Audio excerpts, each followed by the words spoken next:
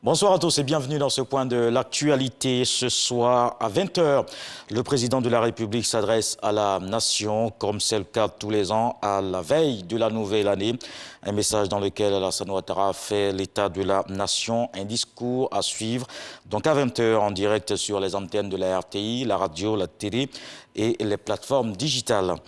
Le ministre d'État, ministre de la Défense, passe le dernier jour de l'an aux côtés des soldats de la zone d'opération Nord, les militaires engagés dans la lutte contre le terrorisme. À Kong, Téné Birahima Ouattara a partagé un déjeuner avec ses hommes. Il leur a traduit la gratitude de la nation pour leur engagement à défendre le pays. Le transport, la restauration, les maquis et bars, des secteurs aux couleurs des fêtes, ils ont fait peau neuve pour finir l'année en beauté. C'est le cas dans les communes d'Adjamé, Cocody et Yopougon que nos reporters ont sillonné. Les commerçants se frottent les mains, les affaires marchent. Contrairement à l'an passé, ils se font du chiffre. Espérance Diakale, Chekone. À quelques heures de la nouvelle année, Golé Lou Irie Yvonne, présidente du conseil d'administration du marché Gouro, le plus grand marché d'approvisionnement en produits vivriers d'Abidjan, ne reste pas en marge des fêtes de fin d'année. Elle se donne corps et âme pour pouvoir satisfaire toute la clientèle abidjanaise.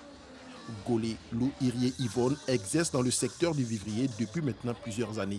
En ces périodes de fêtes, nous nous sommes arrangés avec nos producteurs, nos fournisseurs, pour que le marché soit beaucoup achalandé. Il y a des camions de bananes, des camions de carottes, des camions de pommes de terre.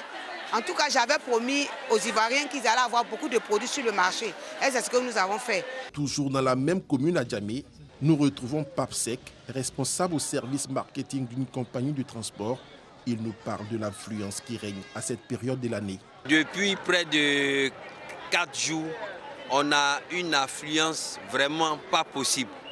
Mais on a pu réguler cela grâce à un renforcement de notre capacité opérationnelle.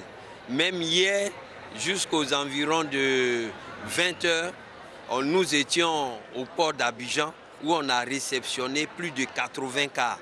Pour dire que vraiment la direction générale a pris toutes les mesures idoines pour parfaire cette semaine festive.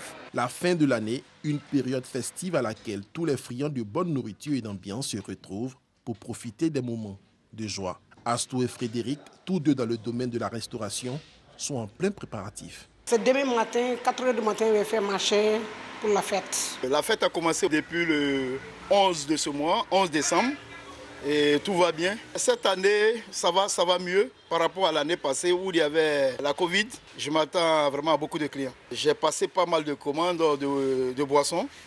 Il y a assez de chaises et il y a des artistes aussi que j'ai invités qui seront là. Cette année, contrairement à la précédente, les fêtes de fin d'année donnent du sourire aux commerçants et promoteurs d'établissements de divertissement. Ce qui dénote d'une relance de l'économie nationale dont les prévisions pour 2022 s'annoncent positives.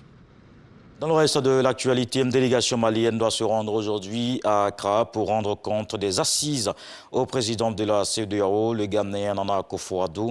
Ces consultations indiquent une transition qui passe de 6 mois à 5 ans de prolongation. La délégation conduite par le ministre des Affaires étrangères Abdoulaye Diop va demander à la CEDEAO de la compréhension et de la solidarité, c'est le mot employé hier par le colonel Assimi Goïta. Il s'agit d'éviter des sanctions économiques néfastes pour le pays. La CEDEAO compte prendre ces sanctions dès le 1er janvier 2022. L'OMS s'inquiète d'un tsunami suite à l'augmentation du nombre d'infections dues au variant Omicron dans le monde. Mais l'Afrique du Sud est de son côté porteuse d'une bonne nouvelle. Selon le gouvernement, le pays a passé le pic de sa 4e vague de contagion qui a commencé fin novembre et aura été beaucoup plus courte que prévu. Le président Cyril Ramaphosa a notamment décrété une levée du couvre-feu.